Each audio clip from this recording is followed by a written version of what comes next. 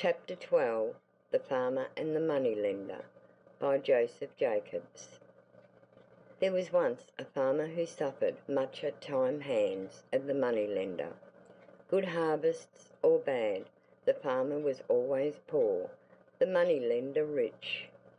At the last, when he hadn't a farthing left, the farmer went to the moneylender's house and said, "You can't squeeze water from a stone, and as you have nothing to get by me now, you might tell me the secret of becoming rich."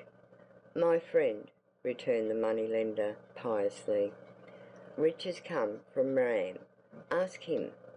"Thank you, I will," replied the simple farmer. So he prepared 3 griddle cakes to last him on the journey, and set out to find Ram. First he met a Brahmin, and to him he gave a cake, asking him to point out the road to Ram. But the Brahmin only took the cake and went on his way without a word. Next the farmer met a jogi or devotee, and to him he gave a cake, without receiving any help in return. At last he came upon a poor man sitting under a tree, and finding out he was hungry, the kindly farmer gave him his last cake, and sitting down to rest beside him, entered into conversation. "And where are you going?" asked the poor man at length. "Oh, I have a long journey before me, for I am going to find Ram," replied the farmer. "I don't suppose you could tell me which way to go." "Perhaps I can," said the poor man, smiling, "for I am Ram. What do you want of me?" Then the farmer told the whole story, and Ram, taking pity on him, gave him a conch shell, and showed him how to blow it in a particular way, saying, "Remember, whatever you wish for, you have only to blow the conch that way, and your wish will be fulfilled. Only have a care of that moneylender, for even magic is not proof against their wiles." The farmer went back to his village rejoicing.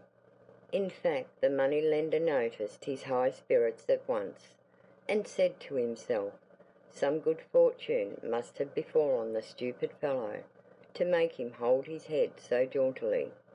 Therefore he went over to the simple farmer's house, and congratulated him on his good fortune, in such cunning words, pretending to have heard all about it, that before long the farmer found himself telling the whole story, all except the secret of blowing the conch, for, with all his simplicity, the farmer was not quite such a fool as to tell that.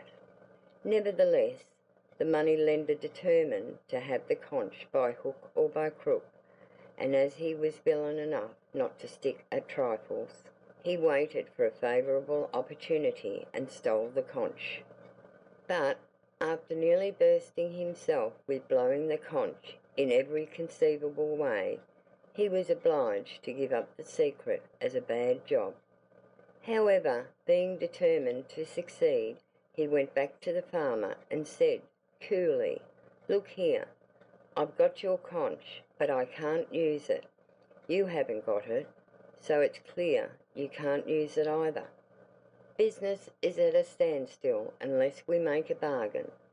Now, I promise to give you back your conch, and never to interfere with your using it, on one condition, which is this: whatever you get from it, I am to get double." "Never!" cried the farmer. "That would be the old business all over again." "Not at all," replied time-wily moneylender. "You will have your share. Now, don't be a dog in the manger, for if you get all you want, what can it matter to you if I am rich or poor?"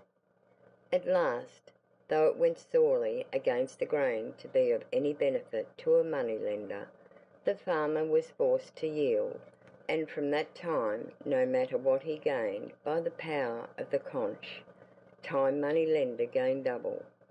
And the knowledge that this was so preyed upon the farmer's mind day and night, so that he had no satisfaction out of anything. At last there came a very dry season, so dry that the farmer's crops withered for want of rain. Then he blew his conch, and wished for a well to water them, and lo, there was the well. But the money-lender had two beautiful new wells. This was too much for any farmer to stand, and our friend brooded over it, and brooded over it, till at last a bright idea came into his head. He seized the conch, blew it loudly, and cried out, "Oh, Ram, I wish to be blind of one eye."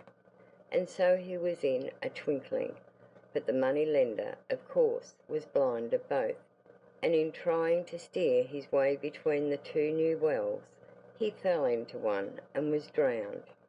Now this true story shows that a farmer once got time better of a money-lender, but only by losing one of his eyes.